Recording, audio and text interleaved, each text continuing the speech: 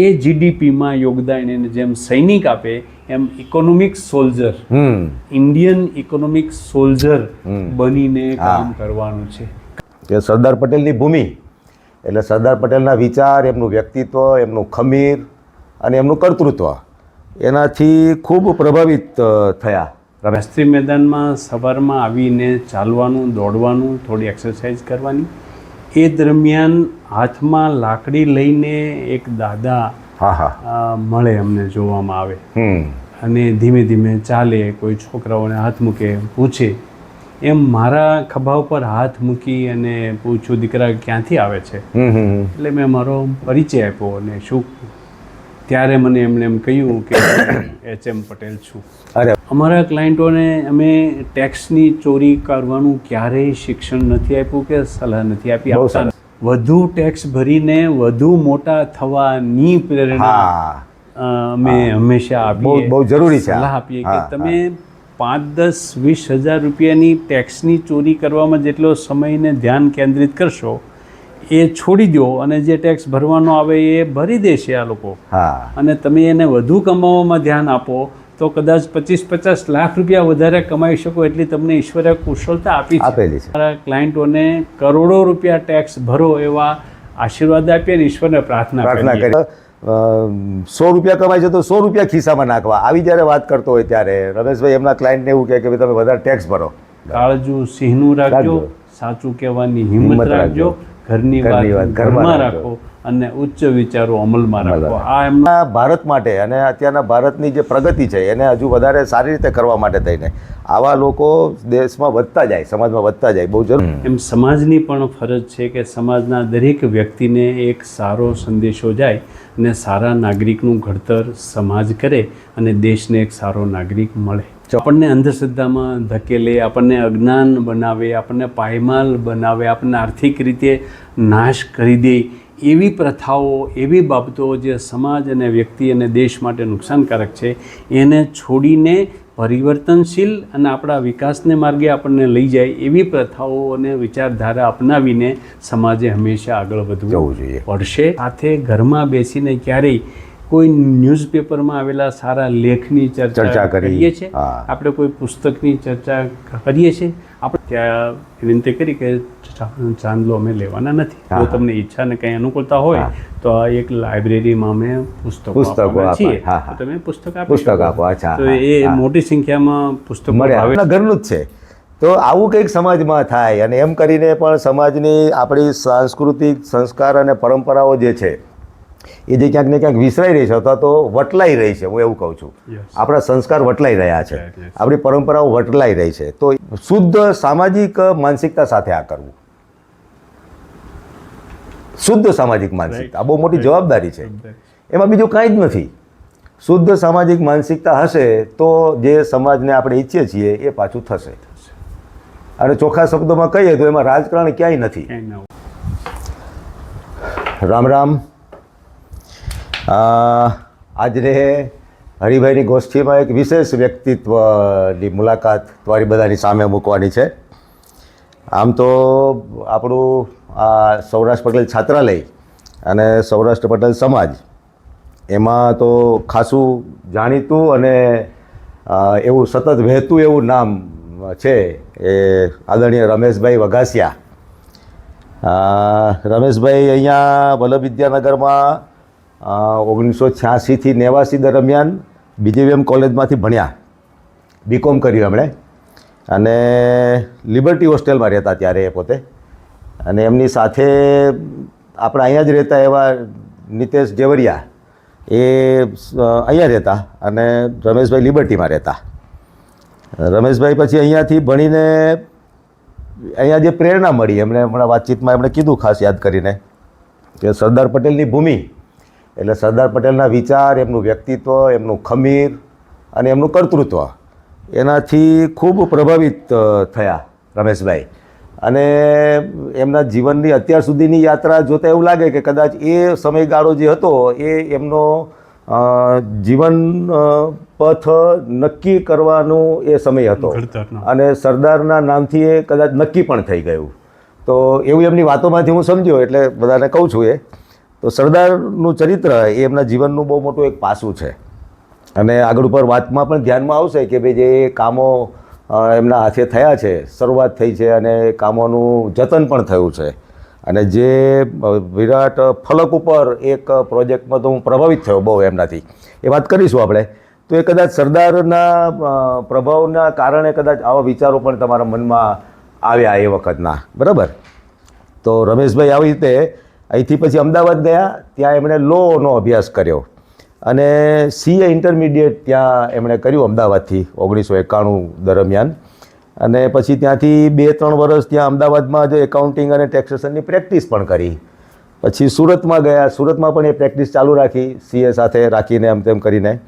અને પછી એ પોતાના વ્યવસાયિક કામ કરતાં કરતાં વ્યવસાયિક રીતે પણ મોટા થયા અને સામાજિક રીતે પણ મોટા થયા. તો સ્વાભાવિક કે ભાઈ આ બે રીતે કોઈ વ્યક્તિ મોટો થાય તો એ બાકી બધા કામોમાં સહજતાથી જોડાતા હોય. તો એટલે એમાં સુરતમાં શિક્ષણના કામોમાં, સામાજિક કામોમાં, આપણા સમાજના સંગઠનોમાં, મંડળોમાં સાથે રહીને એમ કરીને એ પ્રવૃત્તિઓમાં જોડાયા. એમણે એક પછી સમય રહેતા આગળ એક સરદાર પટેલ એજ્યુકેશન ટ્રસ્ટ એવું એક બનાવ્યું અને એમાં ખાસ કરીને બધા યુવાનોને નવા જમાનાના એક પ્રેરણા આપવાની કે ભાઈ અભ્યાસ માટે, અભ્યાસ પછી વ્યવસાયની રીતે સમાજને સાથે લઈને કામ કરવાનું એમ કરીને. અને એમાં મહત્ત્વનું કામ એમનું રહ્યું એમાં સ્પર્ધાત્મક પરીક્ષાઓની જે તૈયારીઓ હોય છે એ તૈયારીઓ માટે વિદ્યાર્થીઓને પ્રેરણા આપી અને એના માટેની વ્યવસ્થા આપી એમને, ભણવા માટેની, કોચિંગની વગેરે આ પ્રકારની. તો એ સરદાર પટેલ એજ્યુકેશન ટ્રસ્ટના માધ્યમથી એમણે ખૂબ મોટા પાયા ઉપર એ પ્રવૃત્તિઓ ત્યાં આદરી. અને વિદ્યાનગરમાં ભણીને ગયેલા એવા વિદ્યાનગરના ભૂતપૂર્વ વિદ્યાર્થીઓ, એમના માટેની પ્રવૃત્તિઓ પણ એની સાથે એમાં જોડી. મને યાદ છે કદાચ એક લાઇબ્રેરી આપણે શરૂ કરી હતી ત્યારે, હા, વાંચનાલય શરૂ કર્યું હતું ત્યારે એમને. અને ખૂબ મોટી સંખ્યામાં પુસ્તકો અને એમાં બધું આયોજન બધું કરેલું. પણ મૂળભૂત પ્રેરણા અને વ્યવસ્થાનું ગોઠવવાનું કામ એ આ ટ્રસ્ટના માધ્યમથી એ રમેશભાઈ ત્યાં સતત કરતા રહ્યા. પછી તો ચેમ્બર ઓફ કોમર્સ સુરતમાં સક્રિય થયા અને બિનહરીફ પ્રમુખ તરીકે એમના ભાગે કાર્યભાર પણ આવ્યો. આવું કદાચ બહુ ઓછું થતું હોય છે કે આવી બધી સંસ્થાઓમાં જ્યાં ચૂંટણી હોય અને ચૂંટણી હોય ત્યાં બિનહરીફ થવું, ઇટ્સ એ બિગ એચિવમેન્ટ આ જમાનાની અંદર. કે ચૂંટણી હોય ત્યાં ઘણું બધું થતું હોય અને ચૂંટણી ના હોય ત્યાં ચૂંટણી ના થવી અને સહજતાથી કામ કરવું એ વ્યક્તિત્વને આભારી હોય છે. તો એવું ચેમ્બર ઓફ કોમર્સનું કામ કર્યું એમણે. સરદાર પટેલ સેવા સમાજ, સૌરાષ્ટ્ર પટેલ સેવા સમાજ આપણા સમાજનું જે છે એમાં ટ્રસ્ટી તરીકે પણ સેવાઓ આપી રહ્યા છે. PP સવાણી યુનિવર્સિટી જે છે એની ગવર્નિંગ બોડી જે છે, ગવર્નિંગ બોડીમાં પોતે બોર્ડ ઓફ મેમ્બર તરીકે કામ જોવે છે. રોટરી ક્લબમાં પણ 22 વર્ષ એ પોતે પ્રેસિડેન્ટ તરીકે રહ્યા. 1 વર્ષ પ્રમુખ રહ્યો. 1 વર્ષ પ્રમુખ રહ્યા. હજુ આજે પણ એક્ટિવ છો. 22 વર્ષથી તમે એમાં સક્રિય છો. હા, 22 વર્ષથી સક્રિય છો. તો અને ત્યાં પદ્ધતિ એવી હોય છે કે પ્રમુખ તરીકે 1 જ વર્ષ રહેવાય, પછી ઇમિડિયેટ પાસ્ટ ને એવું બધું હોય છે ઘણું બધું. તો 22 વર્ષથી એ રીતે એ પ્રવૃત્તિમાં પણ જોડાયા છે. નવી પેઢીના બધા કાર્યકર્તાઓને ખૂબ સારું માર્ગદર્શન એના માધ્યમથી પોતે આપે છે. વઘાસિયા પરિવારનું એક સંગઠન ચાલે છે, એમની અટક વઘાસિયા છે. મૂળ વંડા, સાવરકુંડલા તાલુકાનું વંડા ગામ, એ ત્યાંના વંડાના વતની પોતે. તો વઘાસિયા પરિવારના પ્રમુખ તરીકે પણ કામ જુએ છે. અને જેમ હું અવારનવાર કહેતો હોઉં છું કે ભાઈ સમાજની જે જરૂરિયાત છે સમાજ પૂરી કરે, સમાજમાં જે ખોટ છે એ ખોટ પણ સમાજ જ પૂરી કરે. તો એવા ઉદ્દેશ્યથી જ કદાચ રમેશભાઈ જે કામ ત્યાં બાકી બધા સાથે લઈને કરાવ્યું છે, ક્રેડિટ સોસાયટી, વઘાસિયા પરિવારની ક્રેડિટ સોસાયટી ચાલે છે, બરાબર ને? તો એના પ્રમુખ તરીકે પણ એ ત્યાં કાર્યભાર સંભાળે છે. અને સમાજના નવયુવાનોને, બાકી નાના મોટા વ્યવસાયીઓને પણ જરૂરિયાત પ્રમાણમાં એ સામાજિક વ્યવસ્થાના ભાગરૂપે કંઈ ને કંઈ ફંડિંગ મળી જાય અને પોતાનું આત્મનિર્ભરતા તરફ પોતે પગલાં માંડે, એવા જ કદાચ ઉદ્દેશ્યો સાથે આ ક્રેડિટ સોસાયટી રમેશભાઈના માર્ગદર્શનમાં ચાલે છે વઘાસિયા પરિવારની. એ જ આ રચના સોસાયટી, એ અલગ, એ જુદું છે. ઓકે, એ 28 વર્ષ. હા, એ બીજું એક એવું જ એક કામ 1997થી રચના કોઓપરેટિવ ક્રેડિટ સોસાયટી, એવું પણ રમેશભાઈના પ્રેરણાથી થયું 28 વર્ષથી. અને પ્રમુખ તરીકે ત્યાં પણ એ કાર્યભાર સંભાળે છે. અને એમાં પણ આ જ પ્રકારના કામો આર્થિક ધોરણે સમાજમાં જે જરૂરિયાત છે એને પૂરી કરવા માટે થઈને ખૂબ સારું કામ આ અને આત્મનિર્ભર ભારત અને એક ભારત શ્રેષ્ઠ ભારત એ કદાચ અને સરદાર પટેલની પ્રેરણા આ બધું ભેગું થઈને કદાચ અત્યારે રમેશભાઈનું વ્યક્તિત્વ એ સોળે કળાએ ખીલી રહ્યું છે સુરતની ભૂમિ પર. તો અને પોતાનું જે વ્યક્તિગત જે વ્યવસાયિક કામ જે છે એ R Vaghasiya management private Limited આવું એક એમનું ફર્મ છે અને એમાં બિઝનેસ ઇન્ડસ્ટ્રીયલ ડેવલપમેન્ટ માટેનું મેનેજમેન્ટ કન્સલ્ટિંગ અને મેન્ટરિંગ આનું કામકાજ એમને એ ફર્મ દ્વારા થાય છે. એમાં પણ નવા ઉભરતા બિઝનેસમેન હોય, નવા ઉભરતા ઇન્ડસ્ટ્રીયાલિસ્ટ હોય, જૂના પણ હોઈ શકે, ત્યાં કંઈક એમાં જરૂરિયાત છે એને કેવી રીતે ડેવલપ કરવું, સુધારા વધારા કરવા નવા સમય પ્રમાણે, આ વ્યવસ્થા કેવી રીતે ઊભી કરવી, એવા પ્રકારની વાતો લઈને આ R Vaghasiya management private limited એ રમેશભાઈ એના માધ્યમથી પણ ઘણું મોટું કામ એ પોતે કરી રહ્યા છે. તો આ પરિચય છે રમેશભાઈનો. હવે એમની સાથે આપણે ગોષ્ઠી આગળ વધારીએ. પહેલાં તો વિદ્યાનગર સાથે તમે જોડાયેલા છો એટલે અમને લાલચ વધારે હોય કે તમે થોડીક વિદ્યાનગરની વાતો કરો એમ. તો એ સમયે આમ તો તમે કીધું કે ભાઈ રહેતા હતા અને સરદાર પટેલને વાતોચીતોમાં એમાં થોડા રંગાયા તમે. તો એ વખતે કોઈ યાદ સાથે જોડાયેલી છે કે ભાઈ જેના કારણે તમને સરદાર પટેલ ક્લિક થયા? સરદાર પટેલ યુનિવર્સિટીમાં BGVMમાં એડમિશન લીધું ત્યારે ખબર નહોતી કે ક્યાં જઈ રહ્યા છે, શું કરી રહ્યા છે, પણ એક લક્ષ્ય હતું માતા પિતાનું કે ભણવા માટે જવાનું છે. હા. અહીંયા આવ્યા પછી જે કલ્પના નહોતી એ મળ્યું. ભાઈ કાકા લાઇબ્રેરીની મુલાકાત લીધી તો અનેક પ્રકારના પુસ્તકો મળ્યા અને એ લાઇબ્રેરીની સામે BGVM કોલેજની સામે શાસ્ત્રી મેદાનમાં સવારમાં આવીને ચાલવાનું, દોડવાનું, થોડી એક્સરસાઇઝ કરવાની. એ દરમિયાન હાથમાં લાકડી લઈને એક દાદા મળે, અમને જોવામાં આવે અને ધીમે ધીમે ચાલે, કોઈ છોકરાઓને હાથ મૂકે, પૂછે. એમ મારા ખભા ઉપર હાથ મૂકી અને પૂછ્યું, દીકરા ક્યાંથી આવે છે? એટલે મેં મારો પરિચય આપ્યો અને શું ત્યારે મને એમણે એમ કહ્યું કે HM પટેલ છું. અરે વાહ! મને ત્યારે એટલો બધો અહેસાસ નહોતો કે HM પટેલ, પણ મારા ઘરની ખબર અંતર પૂછીને એમણે એટલી વાત કરી કે તમારા માતા પિતાએ બહુ ખર્ચો કરીને તમને ભણવા મોકલ્યા હોય તો એ પૈસાનું વળતર લેવાનું તમે ભૂલશો નહીં. હા, બહુ મોટી વાત છે. એટલે એ મને ક્લિક થયું આપણે જેમ કહ્યું. અને મેં મારા અભ્યાસના વાંચનની સાથે સાથે જનરલ નોલેજ અને સરદાર પટેલના જીવન વિશે, એની પ્રવૃત્તિઓ વિશે, એમની સાહસિકતા વિશે, એમના કાર્યો વિશે, એમની કાર્યની પદ્ધતિ વિશે, એમની વિચારધારા વિશે અને એમના વિઝન અંગે ખૂબ વાંચવાનું, જાણવાનું, સમજવાનું મળ્યું. વિશિષ્ટ મહાનુભાવો વલ્લભ વિદ્યાનગરમાં આવતા અને પ્રવચનો આપવા આવે યુનિવર્સિટીના કાર્યક્રમમાં તો અચૂક સાંભળવા જાઉં અને એ સાંભળવામાંથી જીવન ઘડતરની ઘણી વાતો સરદાર પટેલના જીવનમાંથી મને મળી. અને એ સમયે ખબર નહોતી કે આટલું બધું ઉપયોગમાં આવશે, પણ એ શીખ્યા, જાણ્યું. એ સમયાનુસાર જીવનમાં જ્યારે પણ મુશ્કેલી આવે તો સરદાર યાદ આવે કે એ મુશ્કેલીના સમયમાં કેમ નિર્ણય કરતા હતા. એવી રીતે આપણે નિર્ણય કરવો જોઈએ.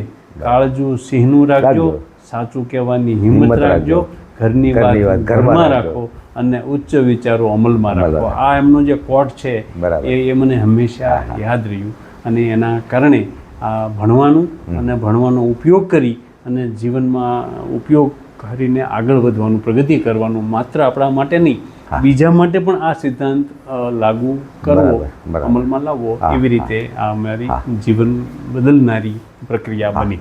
બહુ સરસ સરસ. સરદાર પટેલ તમારું આમ પોત રહ્યું છે એવું દેખાય. તો તમે જે કામમાં તમારું એકાઉન્ટિંગ છે, કન્સલ્ટિંગ છે, ટેક્સેશન છે, તો એમાં તો ઘણી બધી વખતે ધર્મ સંકટ થાય નિર્ણય લેવા માટે કે આમ તાળા મેળવવા માટે. તો ક્લાયન્ટ હોય કંઈક બીજું કહેતા હોય, તમારું એથિક્સ કંઈક બીજું કહેતું હોય, તો એવું ઘણા બધા મોકા આવતા હશે. CA બાકી બધામાં તો આવું બધું ઘણું બધું થતું હોય. તો એવા ધર્મ સંકટ સમયે તમે કેવી રીતે રસ્તો કાઢો? એ ખરેખર સરદાર પટેલના જીવનનું જે એથિકલ સ્ટાન્ડર્ડ છે ને એ ભારતમાં કદાચ સર્વશ્રેષ્ઠ ગાંધીજીનું સત્ય, અહિંસા અને પ્રેમની જે વાત છે હા એના પછી વ્યવહારિક રીતે અને વ્યવહારમાં પણ આ કેમ અનુસરી શકાય એનું ખૂબ ઉમદા ઉદાહરણ સરદાર વલ્લભભાઈના જીવનની અનેક ઘટનાઓમાં જોવા મળે. અમારા જીવનમાં અને અમારા વ્યવસાયમાં તમે જેમ કહો છો તેમ એક્ઝેક્ટલી અમે આ એથિકલ સ્ટાન્ડર્ડ અનુસરવાનો પ્રયત્ન પૂરેપૂરો કર્યો છે. અમારા ક્લાયન્ટોને અમે ટેક્સની ચોરી કરવાનું ક્યારેય શિક્ષણ નથી આપ્યું કે સલાહ નથી આપી, આપતા નથી. બહુ સરસ. વધુ ટેક્સ ભરીને વધુ મોટા થવાની પ્રેરણા અમે હંમેશા આપીએ, બહુ જરૂરી છે, સલાહ આપીએ કે તમે 5-10-20 હજાર રૂપિયાની ટેક્સની ચોરી કરવામાં જેટલો સમયને ધ્યાન કેન્દ્રિત કરશો એ છોડી દો અને જે ટેક્સ ભરવાનો આવે એ ભરી દેશે આ લોકો, અને તમે એને વધુ કમાવામાં ધ્યાન આપો તો કદાચ 25-50 લાખ રૂપિયા વધારે કમાઈ શકો એટલી તમને ઈશ્વરે કુશળતા આપેલી છે. તો એ ખોટું કરી અને નુકસાનમાં પડવું એના બદલે સરદાર વલ્લભભાઈ પટેલ સત્ય, નિષ્ઠા અને પ્રમાણિકતાનો આપણને સંદેશો આપ્યો હતો. તો આપણે આપણા ધંધા વ્યવસાયમાં પણ એ અનુસરી શકીએ ને એ અનુસરવામાં કશું જ અઘરું નથી. એટલે અમારા ક્લાયન્ટોમાં તમે પૂછો તો ખ્યાલ આવશે કે મોટે ભાગે દર વર્ષે કેમ વધુ ટેક્સ ભરાય એ દિશા તરફ જતા, એટલા માટે કે એનો અર્થ એવો થાય કે હું વધારે કમાઉં તો જ વધારે ટેક્સ ભરવાનો આવવાનો છે. એટલે અમે અમારા ક્લાયન્ટોને કરોડો રૂપિયા ટેક્સ ભરો એવા આશીર્વાદ આપીએ ને ઈશ્વરને પ્રાર્થના કરીએ કે કરોડો રૂપિયા ટેક્સ ત્યારે ભરી શકે કરોડો રૂપિયાની આવક કરે. તો એ આપોઆપ થઈ શકે. ના, બહુ સારી વાત છે. આ એક બહુ પ્રેરણાસ્પદ વાત છે આ એક કરીને કે અત્યારે માણસ 100 રૂપિયા કમાય છે તો 100 રૂપિયા ખિસ્સામાં નાખવા આવી જ્યારે વાત કરતો હોય ત્યારે રમેશભાઈ એમના ક્લાયન્ટને એવું કહે કે ભાઈ તમે વધારે ટેક્સ ભરો. આ બહુ પ્રેરણાદાયી છે અને અત્યારના ભારત માટે અને અત્યારના ભારતની જે પ્રગતિ છે એને હજુ વધારે સારી રીતે કરવા માટે થઈને આવા લોકો દેશમાં વધતા જાય, સમાજમાં વધતા જાય, બહુ જરૂરી છે. સરસ.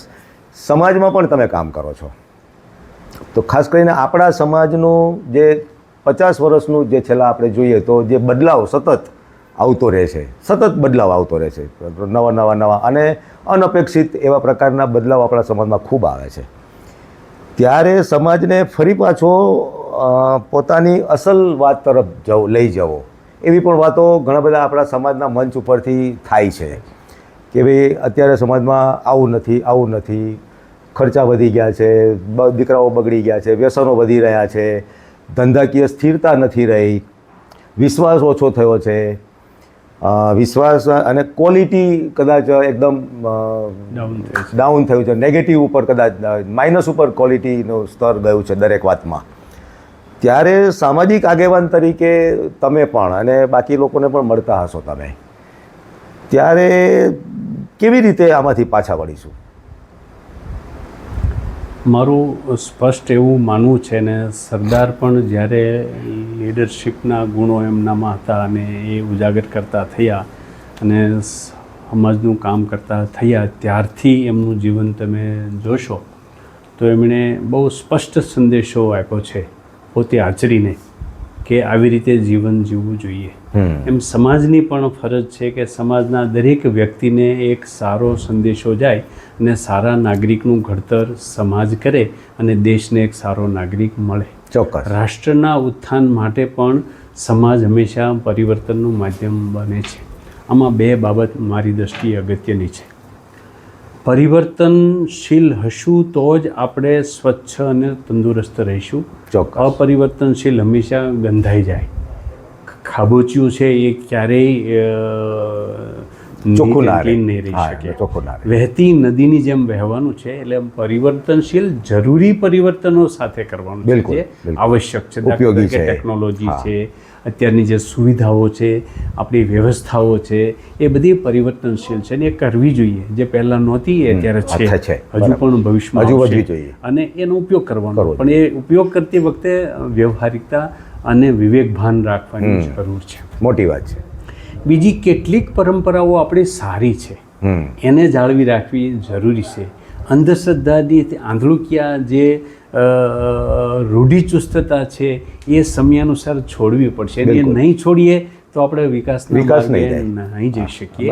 આપણને અંધશ્રદ્ધામાં ધકેલે, આપણને અજ્ઞાન બનાવે, આપણને પાયમાલ બનાવે, આપણને આર્થિક રીતે નાશ કરી દે એવી પ્રથાઓ, એવી બાબતો જે સમાજ અને વ્યક્તિ અને દેશ માટે નુકસાનકારક છે એને છોડીને પરિવર્તનશીલ અને આપણા વિકાસને માર્ગે આપણને લઈ જાય એવી પ્રથાઓ અને વિચારધારા અપનાવીને સમાજે હંમેશા આગળ વધવું જોઈએ પડશે. આ વિચારોનો સમન્વય જે સમાજ કરી શકે છે એ જ વિશ્વમાં હંમેશા ડોમિનન્ટ બની શકે. આજે અમેરિકા કે યુરોપના દેશો કે ઇઝરાયલ કે તમે એ કન્ટ્રી જુઓ તો એની સામે કોઈ આંખ ઊંચી કરીને જોઈ શકતો નથી. કેમ નથી? એની પાસે તાકાત છે. તાકાત કઈ છે? એ વિચારધારાની છે, એની આર્થિક તાકાત પણ છે. અને આર્થિક રીતે મજબૂત થયા વગર તમે કોઈ ઉપર પ્રભાવ પાથરી શકો નહીં. સામાજિક જીવન મૂલ્યો ટકાવી રાખવા માટે પણ આપણે આર્થિક રીતે મજબૂત થવું પડશે અને સામાજિક રીતે આવી રીતે માનસિક રીતે મજબૂત થવું પડશે. ખરાબી અને નુકસાનકારક જે બાબતો હોય, દારૂ છે, તંબાકુ છે કે આવા જે વ્યસનો છે એનાથી આપણા યુવાનો દૂર રહે, મક્કમતાથી દૂર જવું, રચનાત્મક વાંચનના માર્ગે વળે, સારી પ્રવૃત્તિઓના માર્ગે વળે તો એમાંથી નવું શીખશે. નવી ટેકનોલોજી આવી રહી છે એ શીખશે તો એના ધંધા વ્યવસાયમાં એને કામમાં આવશે. નવી સ્કિલની આવશ્યકતાઓ છે. આજે એઆઈ આવી ગયું છે, આર્ટિફિશિયલ ઇન્ટેલિજન્સ, તો એનાથી નોકરીઓ જશે એવું ડરવાની જરૂર નથી. પણ આર્ટિફિશિયલ ઇન્ટેલિજન્સનો ઉપયોગ કરીને, મશીન લર્નિંગનો ઉપયોગ કરીને, બ્લોકચેનની ટેકનોલોજીનો ઉપયોગ કરીને આપણે એવું કંઈક શીખીએ, કારણ કે એમાં પણ હજારો લાખો યુવાનોની જરૂરિયાત છે. એનાથી ડરવાને બદલે એ સ્વીકારીને એ લઈને જો આગળ વધશું તો આપણો દેશ અને આપણો સમાજ હંમેશા આગળ રહેશે એવું મારું માનવું છે. બિલકુલ. તો સમાજમાં આ પ્રકારની કોઈ વાત એ ધીમે સમાજના લેવલથી એટલે સામાજિક વ્યક્તિઓ દ્વારા એ જાય એ ખૂબ જરૂરી છે. તો આપણા સમાજની કોઈ બી વ્યવસ્થા છે કે બની શકે એ પ્રકારની કે ભાઈ અત્યારના યુવાનો, એમાંનો વાતચીતમાં આપણે કીધું કે ભાઈ વિદ્યાર્થીઓ ભણતા જ પોતાના વ્યવસાય બિઝનેસ કેવી રીતે ડેવલપ કરીશું એનો વિચાર કરે અત્યારથી ભણતા. તો આપણા સમાજના આટલા બધા સંગઠનો, આટલી બધી સંસ્થાઓ આપણે બધે ત્યાં ચાલે છે દરેક જગ્યાએ એની અંદર.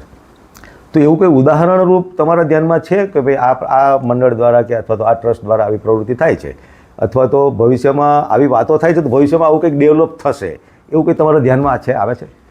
મારું ચોક્કસપણે એવું માનવું છે કે દરેક સમાજે પોતાના ભવિષ્યને ધ્યાનમાં રાખીને પોતાની વ્યવસ્થા ગોઠવવાની હોય. વ્યક્તિએ એવી રીતે પોતાની વ્યવસ્થા ગોઠવવાની હોય, પરિવારે પોતાની વ્યવસ્થા એવી રીતે ગોઠવવાની હોય. આપણે આજે બધાએ સાથે મળીને એક વિચાર કરવાની જરૂરિયાત છે કે ઈશ્વરે આપણને 24 કલાક આપ્યા છે. એ 24 કલાકમાંથી કઈ બાબત માટે આપણે કેટલા કલાકો ફાળવીએ છીએ? ચોક્કસ. યુરોપ અને અમેરિકાનો ઇતિહાસ તમે જુઓ, ત્યાંની ડેન્સિટી ઓફ લાઇબ્રેરી તમે જુઓ કે કેટલા હજાર વ્યક્તિએ કેટલી લાઇબ્રેરી છે અને ભારતમાં કેટલી છે. કેટલા હજાર વ્યક્તિએ ત્યાં મંદિર છે ને આપણે ત્યાં કેટલા મંદિર છે કે મસ્જિદ કે ગુરુદ્વારા કે XYZ.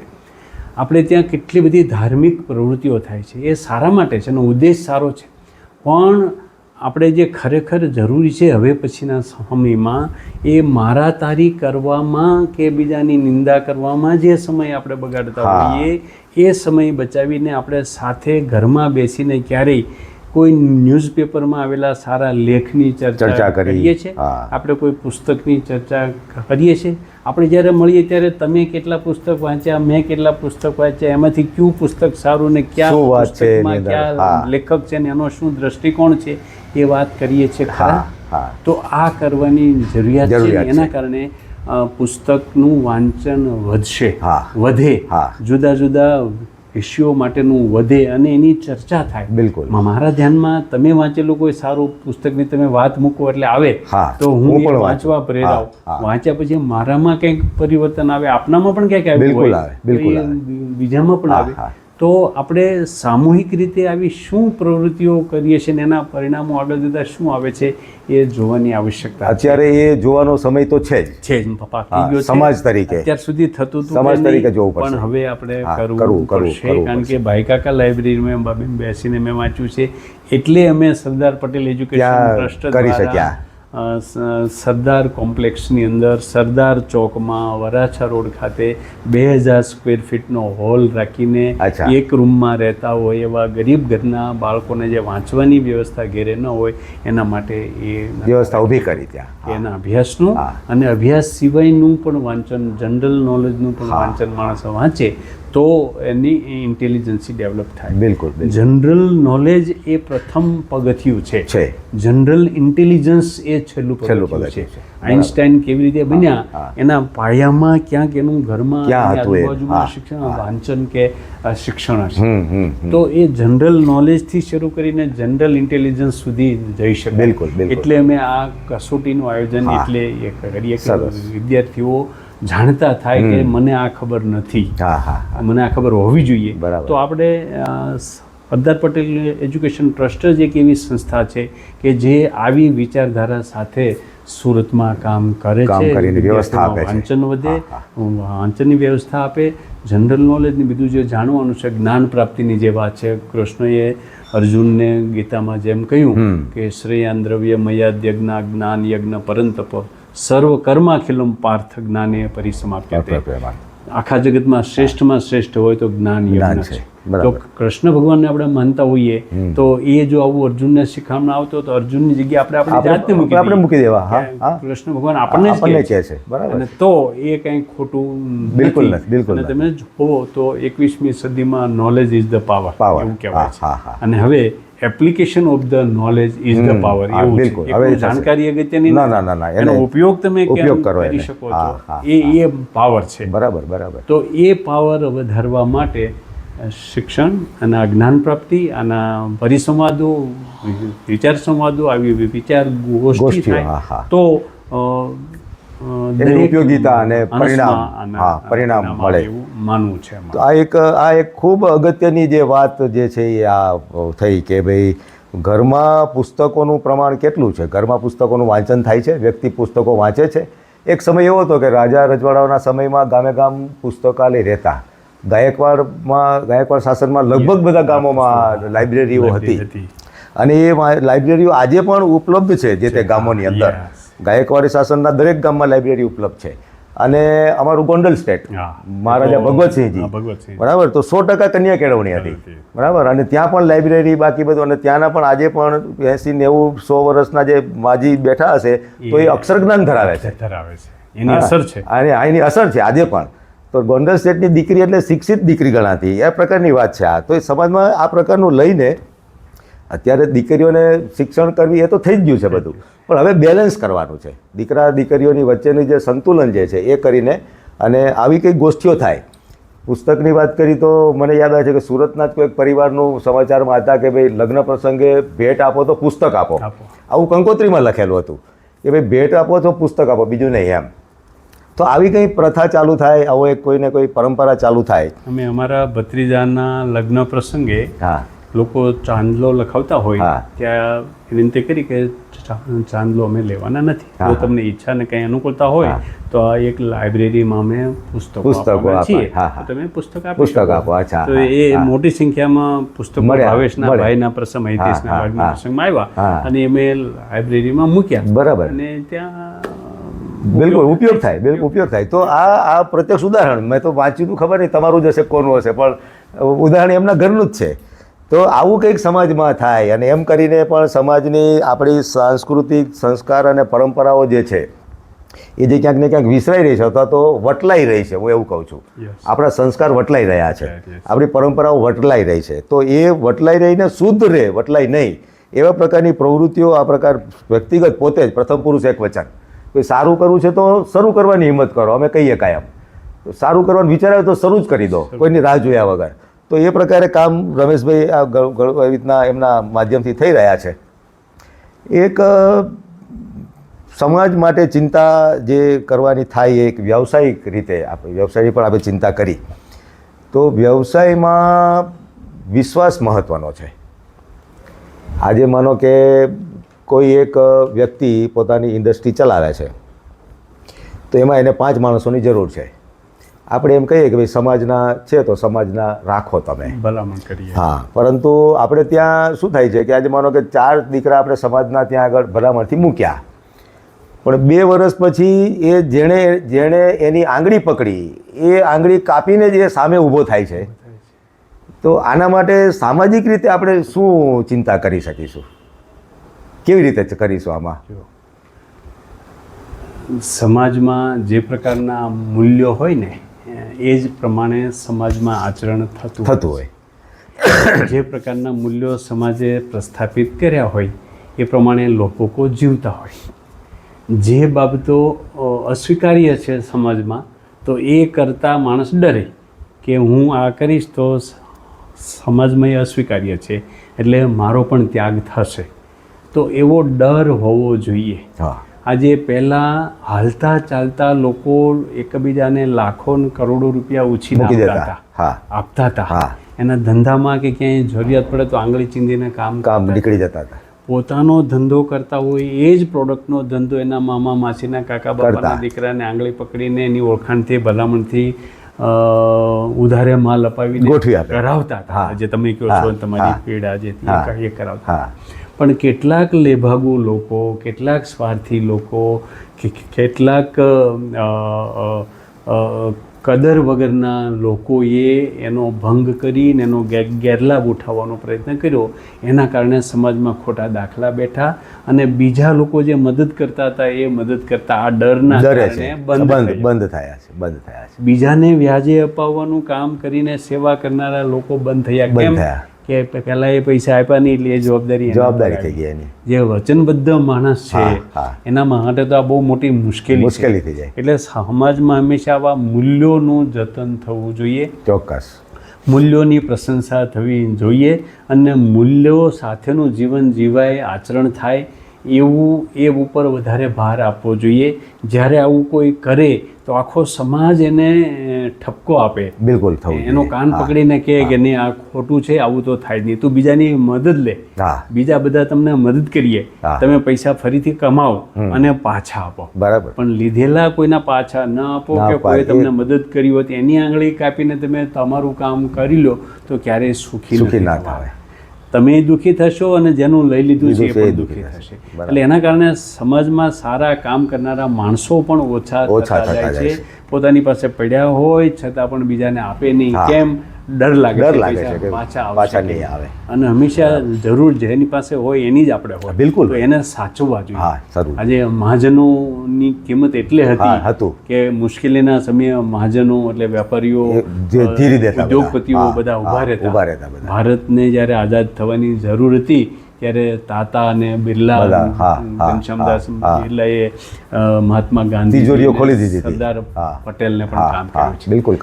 તો એવા ઉદ્યોગપતિઓ હતા તો એણે દેશનું કામ કર્યું. આપણા સમાજમાં પણ આવા ઉદ્યોગપતિઓ, પૈસાવાળા લોકો હોય, થાય અને એ પણ બીજાને મદદ કરતા થાય એવું વાતાવરણ બધાએ સાથે મળીને કરવું જોઈએ. અને આવું કોઈ ખોટું કરતું હોય તો એને એક પાઠ ભણાવવાનું કામ પણ સમાજે કરવું જોઈએ.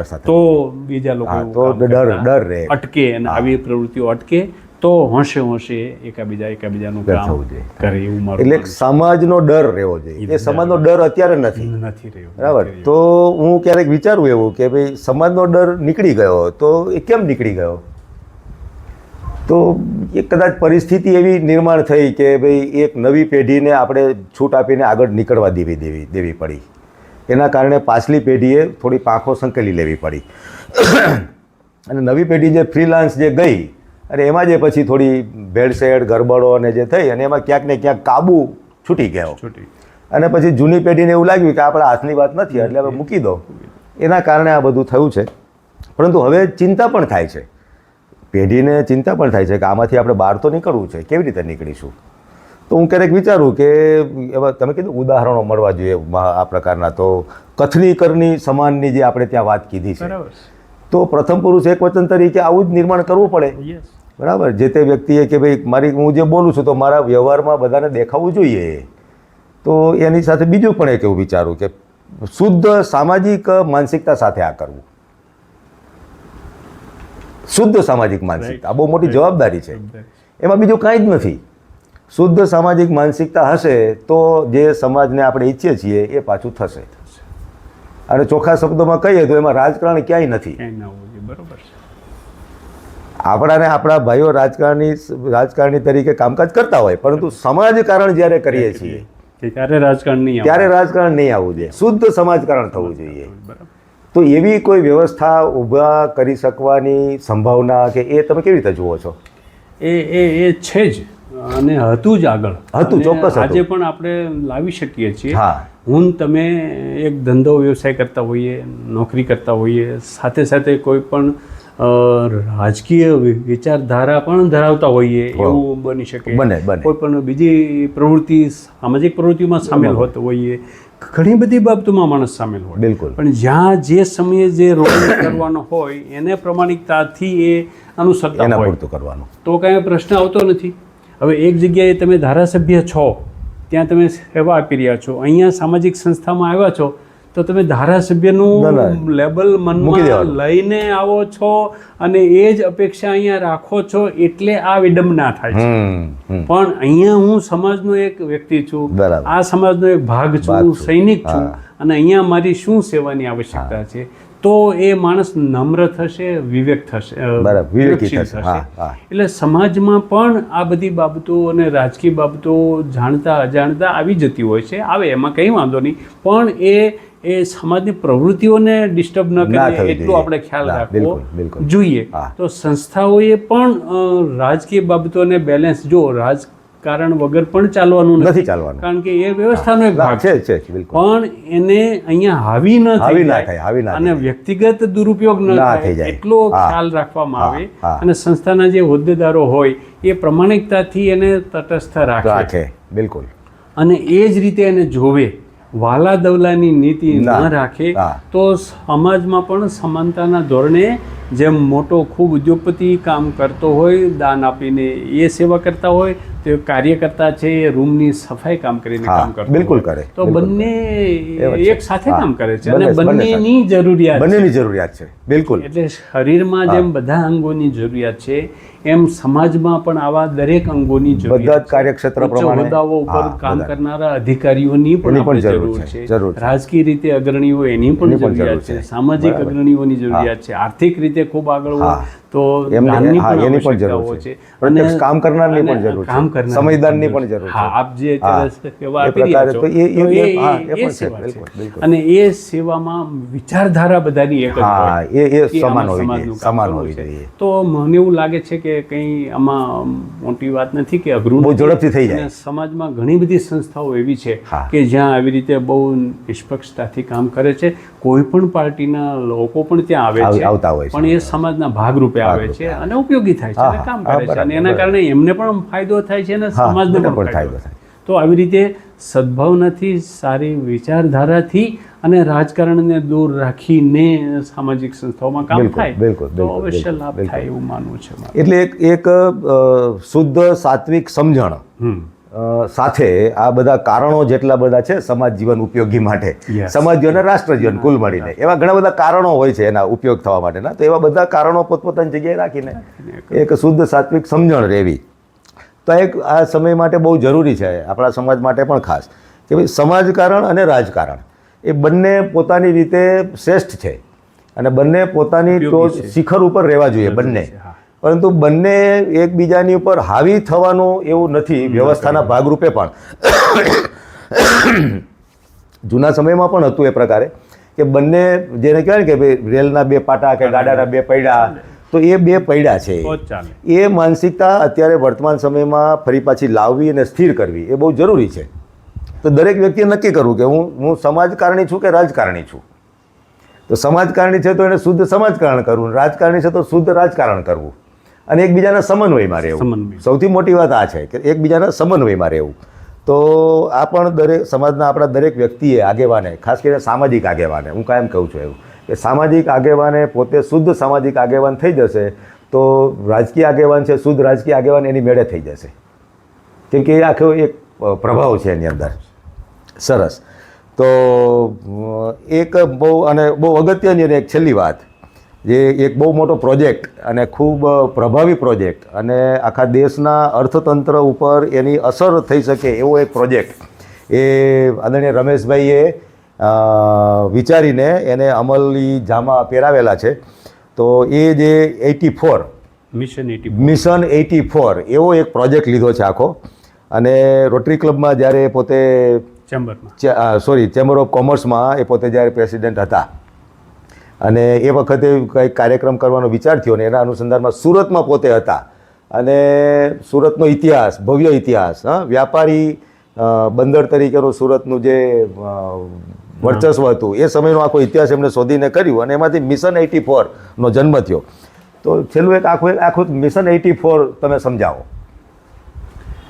મિશન 84 એક એવો મુદ્દો, એવો લક્ષ્ય, એવી વિચારધારા છે હરેશભાઈ કે ચેમ્બરમાં હું જ્યારે વાઇસ પ્રેસિડેન્ટ બન્યો ત્યારે નેક્સ્ટ યરમાં પ્રેસિડેન્ટ બનતી વખતે શું કંઈક રિમાર્કેબલ કરવું એવું મારા મનમાં હતું. અને ખાસ કરીને મને જ્યારે બિનહરીફ ચૂંટ્યો એટલે ત્યારે મારી નૈતિક જવાબદારી વધી જાય છે એવું મને ફીલ થતું હતું કે એવું શું કંઈક આપીએ કે લાર્જ નંબર ઓફ બિઝનેસ અને એન્ટરપ્રેનર્સને આપણે કંઈક આપી શકીએ, ઉપયોગી થાય, જે અત્યાર સુધી ન થયું હોય. બરાબર. એવું અત્યાર સુધીના પ્રમુખે જેટલું થાય એટલું બધા દરેકને એવું કંઈક હું કંઈક કરું એમ. તો મારા વર્ષમાં ચેમ્બરનું 84મું વર્ષ શરૂ થવાનું હતું. અચ્છા. એટલે 84મું વર્ષ મારું પ્રેસિડેન્ટ તરીકેનું એવું મારા મનમાં હતું. તો શું કરવું જોઈએ આ વિચારણા હેઠળ એસએસસી વખતે ઇતિહાસમાં સુરતના બંદર ઉપર 84 દેશના વાવટા ફરકતા હતા એવું વાંચવામાં આવેલું, એવું યાદ આવ્યું. યાદ આવ્યું એટલે મેં ઇતિહાસમાં થોડા ખાખા ખોળા કર્યા તો ખ્યાલ આવ્યું કે ઓહો, આ તો સુવર્ણમય ઇતિહાસ હતો. અને સુરતમાં 84 નામનો તાલુકો છે એ જોયું. 84 168 નંબરની સીટ છે એસેમ્બલીની, તો એ જોયું. તો આવું કેમ છે? પછી બીજી જગ્યાએ મેં આખું જોયું તો ભારતમાં ક્યાંય 84 કે બીજા કોઈ નંબરથી કોઈ તાલુકાનું નામ નથી, ગામનું નામ નથી, કે તો અહીંયા જ કેમ છે? તો ઇતિહાસમાં ખાખા ખોળા કરતાં ખબર પડી કે 15મી, 16મી અને 17મી સદી દરમિયાન સુરતના બંદર ઉપર 84 દેશના વાવટા ફરકતા હતા. એનો અર્થ એ હતો કે 84 દેશો સાથે વ્યાપારિક સંબંધો હતા અને કોઓપરેશન હતું, સદભાવના હતી. અને એટલે આપણા દેશની ધરતી ઉપર એ દેશના કે એ બંદરના વાવટા ફરકતા હોય એટલે સિગ્નલિંગ હોય ફ્રેન્ડશીપનું. તો એ વ્યાપારના કારણે હતું. આ સુરતના બંદર ઉપરથી થતું હતું. તો why we should not connect this glorious history. એ સમયે ટેલિફોન નહોતા, કંઈ જ નહોતું. ટેલિફોન હજુ હમણાં જ આવ્યા, મોબાઈલ તો એકદમ હજી હમણાં આવ્યા. તો એ સમયે કેમ થતું, કેવી રીતે વેપાર થતો હતો? અને છતાં કરોડો અબજો રૂપિયાનો વેપાર એ સમયે થતો હતો. આખા વિશ્વમાંથી પ્રજા ભારત તરફ વેપાર માટે ધકેલાઈને આવતી હતી, દોડતી આવતી હતી. અને એમાં સુરત બંદર એન્ટ્રી ગેટ હતું. અંગ્રેજો પણ આ બંદર થી જ 16મી સદીમાં પ્રવેશ્યા અને એ રીતે બધાને વેપાર કરવાનું ગમતું હતું. સુરત એટલું બધું સમૃદ્ધ હતું કે વિશ્વમાં ફાઇનાન્સિંગનું કામ પણ વહેલું સુરત, ઇન્ફ્રાસ્ટ્રક્ચર ને વ્યવસ્થા બધું જ હતું એ પ્રકાર. અને પહેલાં ક્યાંય નહોતું એવું ચેક લખવાની પ્રથા કે હુંડી લખતા એ સુરતથી શરૂ થયેલી અને ગુજરાતની દેન છે. બિલકુલ. તો એવો ઇતિહાસ આપણી પાસે છે. તો અત્યારે આપણે શું કરીએ છીએ? અત્યારે તો આપણી પાસે બધું જ છે, સગવડ બધી છે, સંસાધનો છે. એક મિશન 84 લઈ અને મેં 84 બાબતોને કનેક્ટ કરવાનો પ્રયત્ન કર્યો. અને આજના સમયમાં એ વેપાર વધારવાને લોકોને ફરીથી પ્રોત્સાહિત કરવા શું કરી શકાય એટલે એક ઓનલાઈન પ્લેટફોર્મ ઊભું કર્યું. એટલે ઓનલાઈન એ આજની ટેકનોલોજી સિસ્ટમ છે કે જે બધાને એક જ જગ્યાએ આજે અમેરિકાના આખા દેશમાંથી તમે જોડી શકો છો. તો ઓનલાઈન પ્લેટફોર્મ ઉપર અમે 3 લેયરનું આ કામ કર્યું. એમાં પહેલું લેયર 84 નું 4th યર છે એટલે 84મું વર્ષ છે એટલે 84,000 એવી સંખ્યા એન્ટરપ્રેનર્સની આઈડેન્ટિફાઈ કરી લોકલ. સુરતમાં 2 લાખ કરતાં વધારે MSME છે સુરતમાં.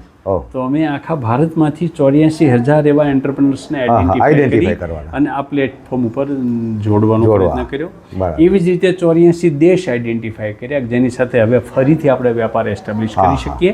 અને એ 84 દેશોમાંથી 84,000 આપણા ઇન્ડિયન ઓરિજિન હોય ત્યાં કે આપણા ફ્રેન્ડ્સ હોય એમને જોડીને એ આ લોકો સાથે વેપાર કરે. અચ્છા, એ 84માં પહેલા 84 ખરા? હા, એ વખતે જે હતા એ, અને એ ઉપરાંત અત્યારે જેની સાથે વેપાર હોય, અત્યારે જેની સાથે સારા સંબંધો છે, અત્યારે જેની સાથે કામ કરવું ફાયદાકારક, બરાબર, એને અનુલક્ષીને આપણે લિસ્ટિંગ અમે કર્યું અત્યારના. હા, બરાબર, ડિલિસ્ટિંગ કર્યું. એમાં ફેરફાર થઈ શકે છે, પ્લસ માઇનસ થઈ શકે. કોઈ હોય, કોઈ ના હોય, નવા આવે એડ્રેસ હજુ પણ એડ્રેસ કરી શકાય. આજે હોય તો આવતીકાલે એમ થાય કે આપણા માટે ફાયદાકારક નથી તો બદલો.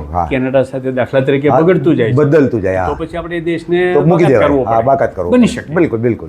તો એવી રીતે 84 દેશ અમે આઈડેન્ટિફાઈ કર્યા, અને એમાં આપણે જે લોકો છે એને કનેક્ટ કરવાનો પ્રયત્ન. એને પણ આપણા પ્રત્યે ખૂબ પ્રેમ છે અને આપણી સાથે ખૂબ કામ કરવું છે, પણ કોઈ સેતુ નથી, રામ સેતુ નથી. બરાબર. એટલે આ જો પ્લેટફોર્મ હોય તો એના પર એ આવે, એને શું ત્યાં જોઈએ છે એ અંદર લખે મૂકે, તો અહીંથી જે આપી શકે એમ હોય એ આપે, એક્સપોર્ટ કરે, આવી જાય બધું. આ ખૂબ ફ્રી ઓફ કોસ્ટ છે, કોઈ ₹1 ખર્ચવાનો નથી, સંસ્થા ખર્ચ કરે. આ પહેલું લેયર છે. આ ઇન્ડિવિજ્યુઅલ એન્ટરપ્રેનર્સને મદદ કરવા માટે હંમેશા ચેમ્બર ઓફ કોમર્સ જેવી સંસ્થાઓ કે એસોસિએશન હોય છે. કેમિકલના બિઝનેસ હોય તો એનું એસોસિએશન હોય, ડાયમંડનો હોય તો એના દરેક વ્યવસાય માટેનો એના એસોસિએશન હોય, અને એની ઉપર આ ચેમ્બર ઓફ કોમર્સ. તો ઇન્ડિયાની 84 ચેમ્બર ઓફ કોમર્સને અમે આઈડેન્ટિફાઈ કરી. 500 કરતાં વધુ ચેમ્બર ઓફ કોમર્સ ઇન્ડિયામાં છે ઓછામાં ઓછા. એમાંથી જ 84 સારું કામ કરતી અને આઈડેન્ટિફાઈ કરી અને આ પ્લેટફોર્મ ઉપર જોડવા માટે આપ્યું. એવી રીતે વિદેશમાં જે 84 કન્ટ્રીઝ આઈડેન્ટિફાઈ કર્યા, એમાં જે ચેમ્બર ઓફ કોમર્સ હોય એમને આઈડેન્ટિફાઈ કરીને એમને ઇન્વાઇટ કર્યા અને એમને આ પ્લેટફોર્મ ઉપર જોડ્યા. એટલે ઇન્ડિવિજ્યુઅલને આ ચેમ્બર ઓફ કોમર્સના માધ્યમથી સેમિનાર, કોન્ફરન્સીસ, એક્ઝિબિશન્સ, બહુ બધી વ્યાપારિક પ્રવૃત્તિઓ થતી હોય છે. બરાબર. એટલે એ એકાબીજા ચેમ્બરમાં એટેન્ડ કરવા મળે. બરાબર. દરેક એરિયાની આવશ્યકતાઓ હોય છે, દરેક એરિયાની કોઈ પ્રોડક્ટ હોય છે, તો એ ચેમ્બરને ખ્યાલ હોય, બરાબર, એ દેશને ખ્યાલ હોય, તો એ કયા દેશમાંથી ક્યાં આપી શકાય, લઈ શકાય, એ આંતરિક રીતે થઈ શકે. આ બીજું લેયર. ત્રીજું લેયર છે ઓથોરિટીનું. કોઈ પણ દેશમાં કાયદા અને એ સરકારની મંજૂરી વગર કશું થઈ શકે નહીં. એની પ્રાયોરિટી હોય, એ દેશને શું જોઈએ છે અને એ દેશ શું આપી શકે છે. જેમ આપણે ડાયમંડની એક્સપોર્ટ કરીએ છીએ, તો એમ કેમિકલ્સનું જે રો મટીરિયલ આવે કે ફાર્માનું રો મટીરિયલ આપે એ આપણે ઇમ્પોર્ટ કરતા હોઈએ છીએ. કે ઇલેક્ટ્રોનિક PCB છે, કમ્પ્યુટર પાર્ટ છે, એ આપણે ઇમ્પોર્ટ કરીએ છીએ. સોફ્ટવેર તો આપણે વેચીએ છીએ. તો એવી રીતે દેશની જે એક ઇન્ડિયાના 84 દેશમાં જે કોન્સ્યુલેટ જનરલ હોય કે એમ્બેસેડર્સ હોય, એના પ્રતિનિધિને ઓનબોર્ડ કરવાના, અને 84 દેશના કોન્સ્યુલેટ જનરલ કે એમ્બેસેડર્સ જે ઇન્ડિયામાં હોય એને આ પ્લેટફોર્મ ઉપર ઓનબોર્ડ કરીને એની સાથે કનેક્ટ કરીને એ બધા સાથે રિલેશન એસ્ટાબ્લિશ કરી અહીંયા આપણને માર્ગદર્શન આપે આપણા વેપારીઓને. બરાબર. એવું કર્યું. એટલે કોઈ પણ દેશમાં આપણો યુવાન કામ કરવા ઈચ્છે તો એની ઉપર એ લખે તો એ દેશ સાથે કનેક્ટ થાય. તો એના દેશના જે અધિકારીઓ એને ગાઈડન્સ આપે, કારણ કે એને જરૂરિયાત હોય તો એને એ પ્રમોટ કરશે.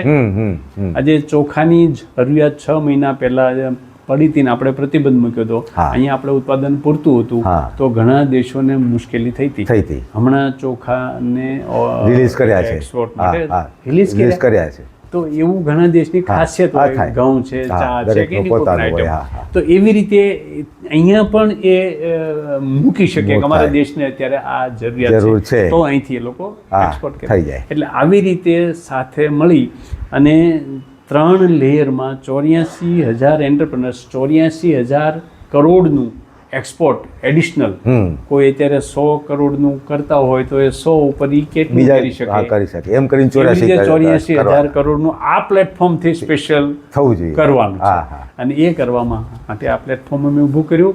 અને આંતરરાષ્ટ્રીય સ્તરે આપણા ઇન્ડિયન સ્કોલર્સ, જે International Monetary Fund, World Bank, World Health Organization, Quad, United Nations Organization જેવા, વર્લ્ડ ઇકોનોમિક ફોરમ જેવા પ્લેટફોર્મ ઉપર જે કામ કરે છે, એવા લોકોને પણ આમાં સાંકળી અને આપણને માર્ગદર્શન આપે, એની બૌદ્ધિકતાનો આમાં ઉપયોગ થાય. બરાબર. અને આ પ્લેટફોર્મ કેમ સારી રીતે, આ 84,000 કરોડ તો એક સેમ્પલ છે.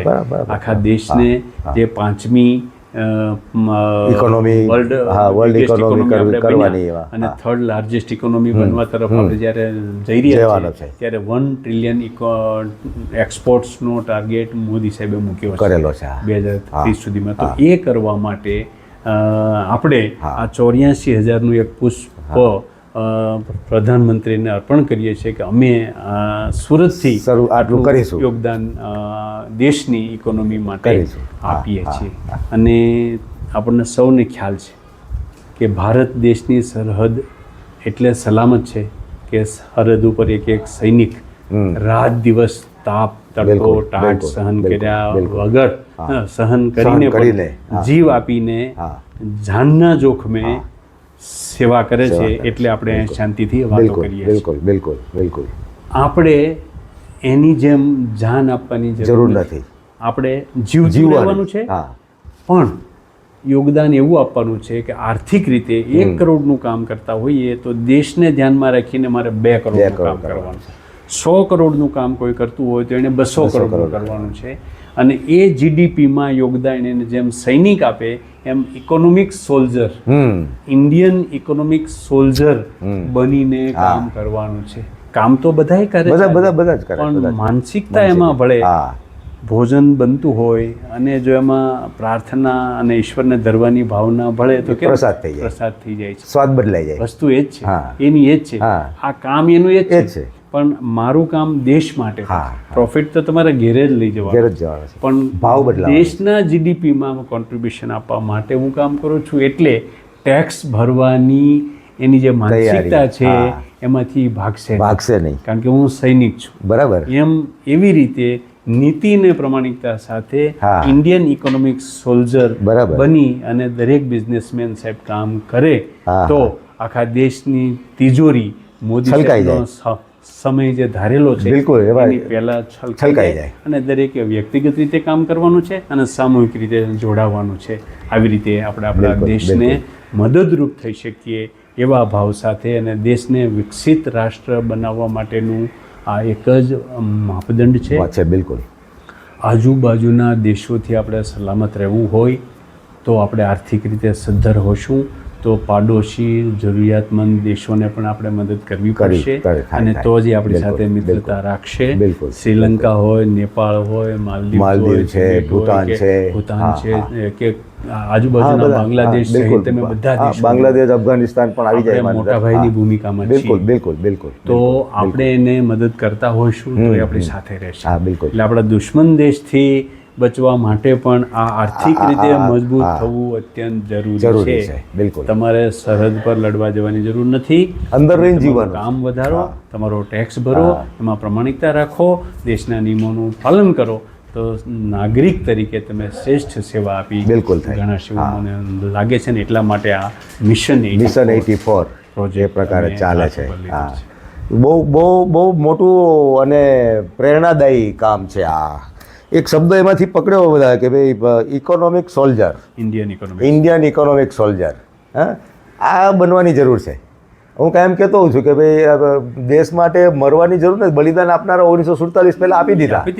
1947 પછી દેશ માટે જીવવાવાળાની જરૂર હતી. તો અત્યારે ખાસ એની જરૂર છે કે દેશ કે લીએ જીના શીખે, જીવીને બલિદાન આપો. અને જીવીને બલિદાન આપવાનું. બલિદાન આપો એટલે છૂટી નથી જવાનું, પણ તમારી જરૂરિયાતો ઓછી કરો, તમારો સ્વાર્થ ઓછો કરો, બગાડો ઓછો, તમારી અનિષ્ઠા ઓછી કરો, બગાડ ઓછો કરો. એટલે તમારી નિષ્ઠા વધારો, પ્રામાણિકતા વધારો, નિયમિતતા વધારો. અને તમે જેટલું કમાવો છો એમાંથી દેશને જે ટેક્સ ભરવાનો છે પ્રામાણિકતાથી ભરી દો.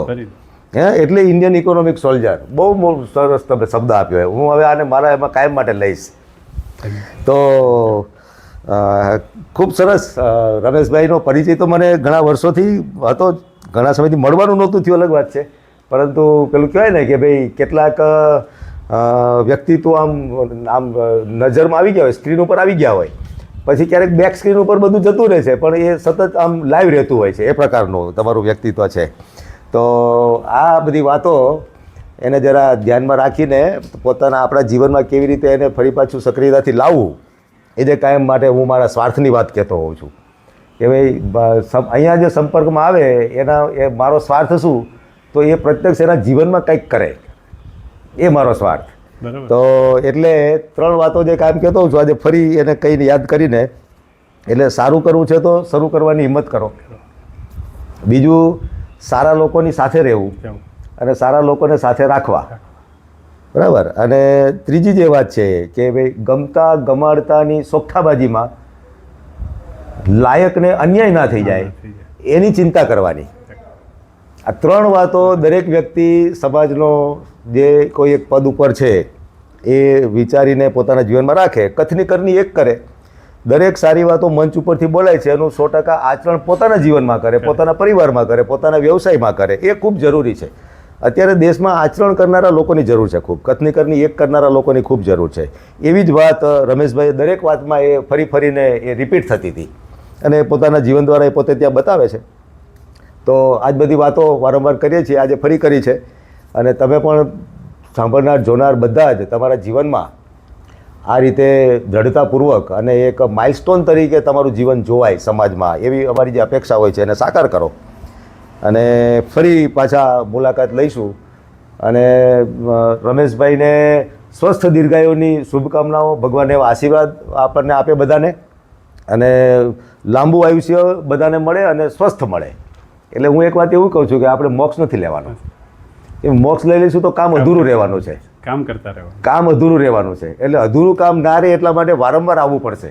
એટલે મોક્ષ નહીં માગવાનો ભગવાન પાસે, અમને ફરી પાછા મોકલજો અને આ જ કામ માટે મોકલજો, એવી ભગવાનને પ્રાર્થના કરીને રમેશભાઈ પણ ખૂબ લાંબુ આયુષ્ય ભોગવીને ફરી પાછા આપણે ભેગા થઈશું જે તે સમયે એટલા વર્ષો પછી, એવી અપેક્ષા સાથે.